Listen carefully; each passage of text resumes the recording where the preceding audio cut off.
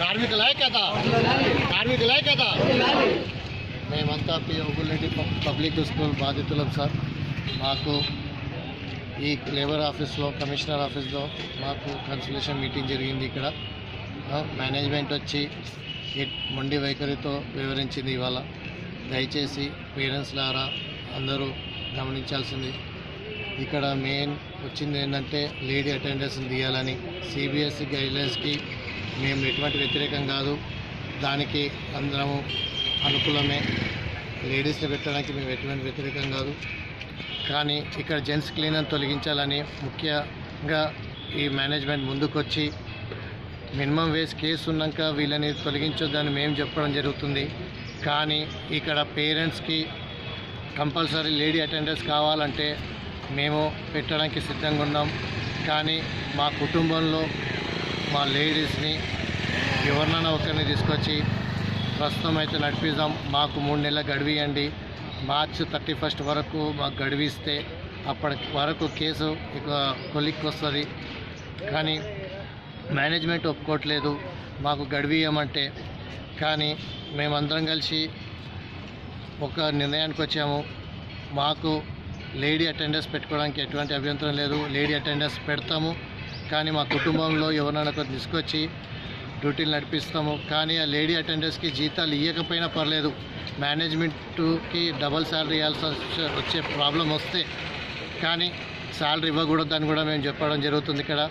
కానీ శాలరీ ఇవ్వకపోయినా మేము రాసి ఇవ్వమంటే అందరితోనే రాసిస్తాము. కానీ ఇక్కడ మేనేజ్మెంటు ఏ రకంగాని ఒప్పుకోవట్లేదు.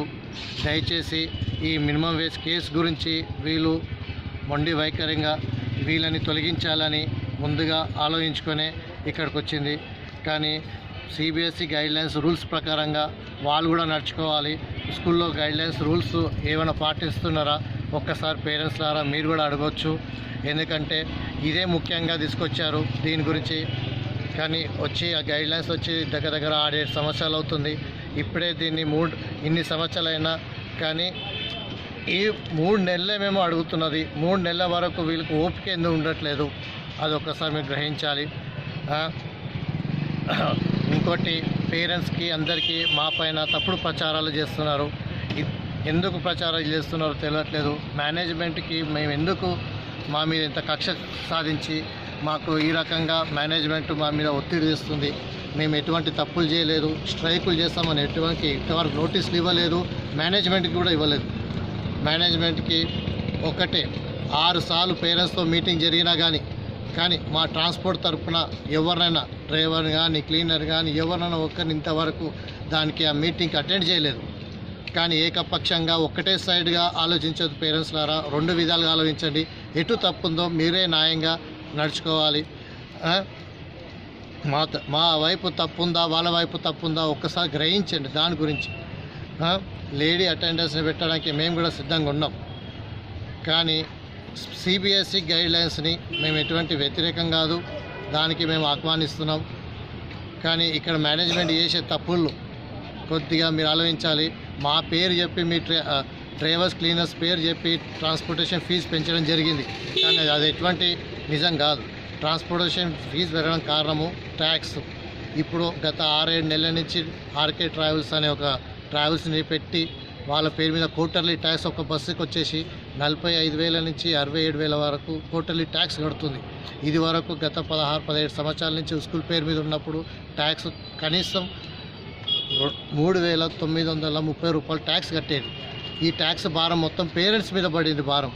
కానీ ఒకసారి మీరు గ్రహించాలి, మీ ఫీజులు 10,000, 11,000 ట్రాన్స్పోర్టేషన్ ఫీజు ఉన్నప్పుడు ఒకటేసారి 19,800 ట్రాన్స్పోర్టేషన్ డబల్ అయింది. ఈ ట్రాన్స్పోర్టేషన్ ఫీజు ఎలా పెరిగిందో మీరు ఒకసారి గ్రహించాలి. దయచేసి మాకు కూడా సహకరించండి. మేము 16 సంవత్సరాల నుంచి ఉన్నాము. ఈ 6 నెలల నుంచి తప్పుడు ప్రచారాలు చేస్తున్నారు. మీ పిల్లలని మా పిల్లల్లా భావించి మేము ఇన్ని సంవత్సరాల నుంచి సేవ చేస్తున్నాం. కానీ ఇప్పుడు ఈ 6 నెలల నుంచి చెప్పే మాటలు మీరు పట్టించుకోకండి. దుర్గాబాయి దేశ్ముఖ్ ఆశయాలు చాలా గొప్పవి. అవి దృష్టిలో పెట్టుకొని మా పేదోళ్ళని, మా ట్రాన్స్పోర్టేషన్ని, ఈ ట్రస్ట్ని కాపాడండి. ఆమె ఆశయాల్ని నెరవేర్చండి. దయచేసి పేరెంట్స్ ద్వారా ముందుకు రండి, మాకు సహకరించండి. దుర్గాబాయ్ దేశ్ముఖ్ ఆశయాల్ని, ఇట్లాంటి ఆశయాలు కాదు, మా కుటుంబాల్ని రోడ్డు మీద పడేసి ఈ విధంగా మమ్మల్ని టార్చర్ చేయకండి. కొద్దిగా మేనేజ్మెంట్కి మీ ఒత్తిడి వల్లనే సహకారం అవుతుంది. దయచేసి ముందుకొచ్చి మాకు సహకరిస్తారు అని మేము కోరుచున్నాము. అంతే.